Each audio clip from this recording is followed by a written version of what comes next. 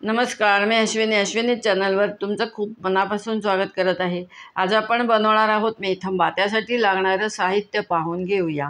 इथे कैरीही मी कापून ठेवली आहे, सालं काढून घेतले आहेत आणि पूर्ण फोडी करून ह्या बाठीचा पण दळ जो आहे आजूबाजूचा तोही मी ह्याच्यात काढून घेतला आहे। याच्यासोबत या बाठीही तुम्ही घालू शकताय, पण मी आता ह्या टाकून देणार आहे। ही साधारण अशी कैरी घ्यायची, कुठलीही कैरी चालते। बाटली आंबा जो मिळतो आपल्याला सध्या आता तोही चालून जातो, पण ही कैरी आंबट असते, त्यामुळे कैरी थोडीशी आंबट पाहिजे हे ध्यानात घ्या। गूळ घेतलेला आहे, हा 1.5 वाटी गूळ आहे, आमटीची छोटी वाटी। कैऱ्या 3 आहेत, मीठ आहे, जिरा पावडर आहे, कलरचं तिखट आणि एकदम तिखटाला तिखट। आणि आपल्याला फोडणीचं साहित्य लागणार आहे। तेल तापायला ठेवलं आहे कढईत। झटपट तयार होणारा हा मेथंबा आहे। याला मेथी आणि लाल मिरच्या या मात्र अवश्य पाहिजे, त्या आता मी फोडणीत घालताना तुम्हाला दाखवत आहे। हे पहा, आपण कढई तापायला ठेवली आहे, 1.5 पळी तेल घालून घेतलेलं आहे। फोडणीसारखी फोडणी करून घ्यायची आहे। मोहरी, जिरं, हिंग, हळद हे सर्व घालायचं आहे आणि मेथी आणि लाल मिरच्या एवढं मात्र घालायचं आहे। आपली मोहरी अजून तडतड झालेली नाहीये, थोडासा गॅस मोठा केलेला आहे। हे पहा, जिरा घालून घेतला आहे। गॅस आता कमी करायचा आहे, कारण आपली फोडणी जळली नाही पाहिजे। फोडणी जळली तर या पदार्थाला काही चव लागणार नाही। हिंग घालायचा आहे आणि याच्यात एवढी मेथी घातली आहे, 1 चमचा मेथी घालायची आहे। हळद थोड्या वेळाने घालायची आहे आपल्याला। आपण ह्याच्यात लाल मिरच्या घालून घेऊया।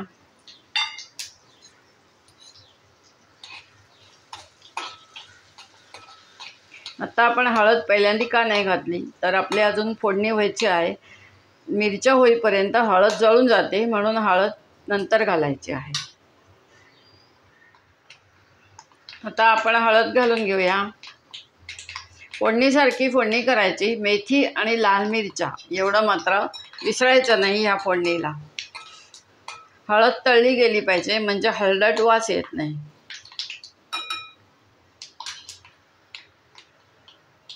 आता आपण घालूया या कैरीच्या फोडी।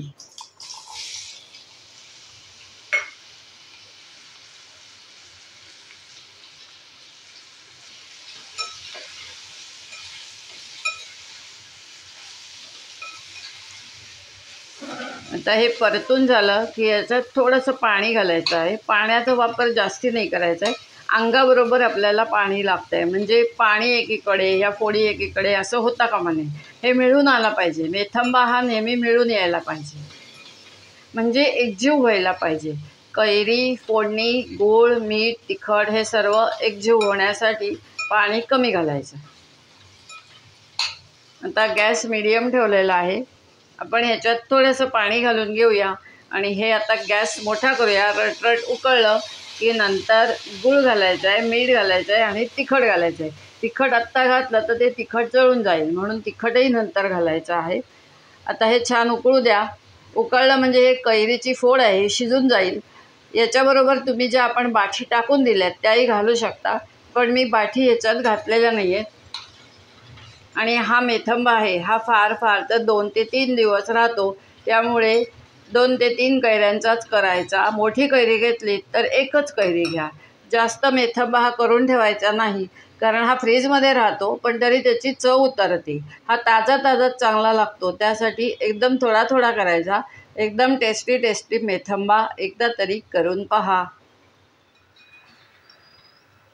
हे पहा, आपली कैरी आता शिजून तयार झालेली आहे। आपण ह्याच्यात आता मीठ, तिखट आणि गूळ असं घालूया आणि 1-5 मिनटं परत उकळवूया। मीठ तुमच्या अंदाजाने घालायचं आहे, तुम्ही किती मेथंबा करणार आहे त्याप्रमाणे मीठ घालायचं आहे।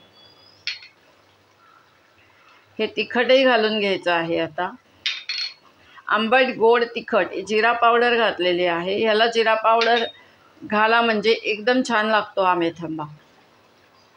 तिखटाला तिखट, रंगाला तिखट, जिरा पावडर, मीठ असं घालून घेतलेलं आहे। आणि हे पहा, अर्धा वाटी मी पाणी घातलेलं आहे, त्यामुळे तो असा मिळून आलेला आहे। पाणी कमी वापरायचं, म्हणजे त्याचा जो रस आहे तो कमी पाहिजे आपल्याला, अगदी पानचट नाही पाहिजे, मग तो मेथंबा चांगला लागत नाही।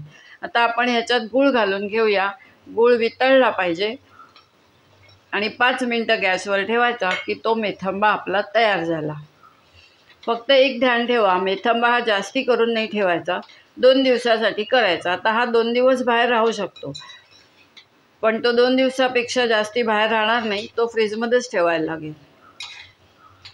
आणि फ्रीजमध्ये तुम्ही 8-8 दिवसाचा मेथंबा करू नका, कारण त्याची चव उतरते, चव चांगली लागत नाही मेथंब्याची। हे पहा, जे असं आता दिसतंय तुम्हाला घट्ट, इतपत घट्ट पाहिजे। ह्याच्यात थोडंसं पाणी अजून चालून जाईल, मी 1-2-4 चमचे पाणी ह्याच्यात आता घालणार आहे। हे पहा, आपला मेथंबा उकळत आहे। आता गूळ पूर्णपणे विरघळला आहे, पण मी पहा एवढं पाणी परत घालत आहे। हे खायचं 1-2-3 चमचे पाणी आहे, तेवढंच घालून घेतलेलं आहे। हा पातळसुद्धा चांगला लागतो, तुम्हाला जर अगदी पातळ हवा असेल तर करू शकता, पण ते काय असते, ह्याची चव आहे ती पातळला येणार नाही। ते पाणी एकीकडं आणि या फोडी एकीकडं अशा राहतील ताटामध्ये, त्यामुळे हा मेथंबा थोडासा जाडसर करायचा। आता अजून एक 5 मिनटं ठेवून झाल्यावर हा मेथंबा आपला तयार झाला। मग गॅस बंद करायचा आहे आणि हा गार झाल्यावर खायचा आहे। हा गरम खाऊ नका, नाहीतर आपली जीभ पुरेपूर भाजते आणि त्याची चव आहे ती गार झाल्यावरच तुम्हाला कळेल। गरम मेथंबा जर खाल्लात तर तुम्हाला त्याची चवच कळणार नाही। अशा प्रकारे बनला आपला कच्च्या कैरीचा मेथंबा। अवश्य घरी करून पहा। आता कैऱ्या यायला सुरुवात झाली आहे, कैरीच्या दिवसात हा 2-2 दिवसाचा मेथंबा अवश्य घरी करा। फार तर 4 दिवस, ह्याच्यापेक्षा वर मेथंबा राहत नाही। तुम्ही एकदा असा जास्ती मेथंबा करून पहा, 4 दिवसानंतर त्याला आंबूस वास येतो। हा जो रस आहे हा अतिशय चांगला लागतो। हा थोडासा अजून घट्ट होईल, कारण आपल्याला अजून 5 मिनटं हा ठेवायचा आहे। हे उकळणं जे दिसतंय हे अतिशय महत्त्वाचं आहे। हे उकळलं तरच या पदार्थाला चव लागते। हा मेथंबाच असं नाही, तुम्ही कुठलाही पदार्थ करा, उकळणं अतिशय महत्त्वाचं आहे। नुसतं उकळ आलं आहे आणि आपण गॅस बंद केला आहे तर तो पदार्थ चांगला लागत नाही चवीला। एकदा माझ्या पद्धतीने असं रटरट उकळवून मग पदार्थ खाऊन पहा आणि मग पहा कशी चव लागते। 5 मिनटं होऊ द्या, मग गॅस बंद करायचा आहे आणि पोळी बरोबर हा मेथंबा खायला घ्यायचा आहे। पोळी म्हणजे साधी पोळी, पुरणाची पोळी नव्हे। हे पहा, अशा पद्धतीने बनलाय आपला मेथंबा। आता आपण गॅस बंद करूया, आपली 5 मिनटं झालेली आहे आणि आपल्याला पाहिजे तेवढाच हा मेथंबा घट्ट झालेला आहे। हा पहा, अशा प्रकारे मेथंबा अवश्य घरी करून पहा। आवडल्यास लाईक, शेअर, सबस्क्राईब करायला मात्र विसरू नका, ही अश्विनीची तुम्हाला विनंती आहे। धन्यवाद। आता आपली भेट एका छानशा पदार्थासोबतच होणार आहे। हा मेथंबा आहे, हा पारंपरिक पदार्थ आहे, झटपट तयार होणारा पदार्थ आहे। 10 मिनटाच्या आत हा माझा मेथंबा आता तयार झालेला आहे।